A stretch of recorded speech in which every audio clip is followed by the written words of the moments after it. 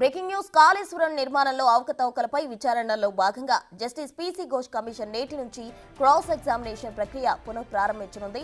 Kaleshwaram project నిర్మాణంతో సంబంధం ఉన్న ఐఏఎస్, మాజీ ఐఏఎస్లతో పాటు బ్యారేజీల నిర్మాణ సంస్థల ప్రతినిధులకు ఈ దఫా కమిషన్ క్రాస్ ఎగ్జామినేషన్లో ప్రశ్నించనుంది. ఇప్పటికే కమిషన్ కు అఫిడవిట్లు దాఖలు చేశారు ఐఏఎస్ అధికారులు.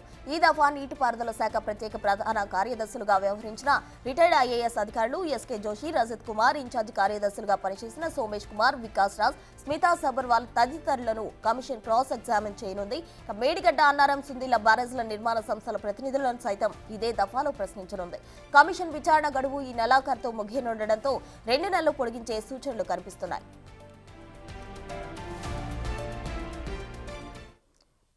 ఇక కాళేశ్వరం నిర్మాణంలో అవకతవకలపై విచారణలో భాగంగా జస్టిస్ పీసీ ఘోష్ కమిషన్ నేటి నుంచి క్రాస్ ఎగ్జామినేషన్ చేయనుంది. దీనికి సంబంధించి పూర్తి వివరాలు మా ప్రతినిధి వెంకట్ అందిస్తారు. వెంకట్,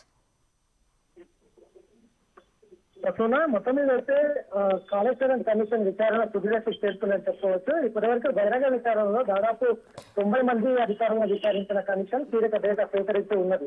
ఇక ఇప్పుడే గతంలో ఆర్థిక శాఖ, ఇరిగేషన్ శాఖలో పనిచేసినటువంటి చీఫ్ సెక్రటరీలో వచ్చిందని చెప్పుకోవచ్చు. ఇవాళ నుంచి తాజా మాజీ ఐఏఎస్ అధికారులను ఆర్థిక శాఖ, ఇటు ఇరిగేషన్ శాఖలో కీలక పాత్ర పోషించినటువంటి చీఫ్ సెక్రటరీలను ఇవాళ నుంచి విచారించడానికి కమిషన్ సమావేశమవుతుంది. ఇవాళ ఇరిగేషన్ శాఖలో పనిచేసినటువంటి ఎస్కే జోషి, రజత్ కుమార్ ఈ ఇద్దరిని అధికారులు ఇవాళ బహిరంగ విచారణకు నోటీసులు జారీ చేసింది. ఇవాళ ఉదయం 11 గంటలకు ఈ ఇద్దరు అధికారులు కమిషన్ ముందుకు రాబోతున్నారు.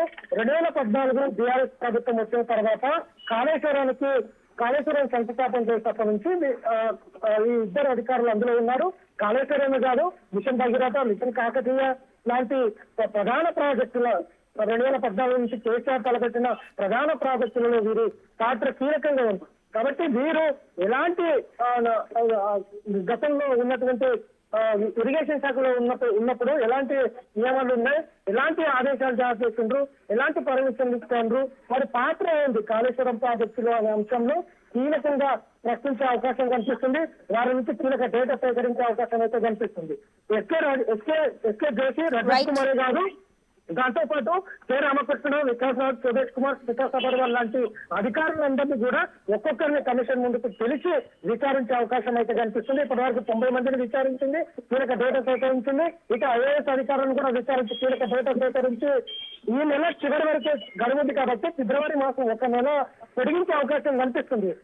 జనవరి చివరి నాటికి పూర్తి స్థాయిలో నివేదిక ప్రభుత్వానికి అందించేందుకైతే కమిషన్ సిద్ధమవుతుందని చెప్పుకోవచ్చు. అందులో భాగంగానే ఒక్కొక్కరి ఐఏఎస్ అధికారులను ఇరిగేషన్ శాఖలో, ఇటు ఆర్థిక శాఖలో కీలక పాత్ర పోషించిన ఇటు కాళేశ్వరంలో మేడిగడ్డ, అన్నారం, సుందిల్ల ఈ 3 ప్రాజెక్టులకు ప్రధాన పాత్ర పోషించిన ఐఏఎస్ అధికారులను విచారించి కీలక డేటా సేకరించే పనిలో అయితే కమిషన్ ఉందని చెప్పుకోవచ్చు.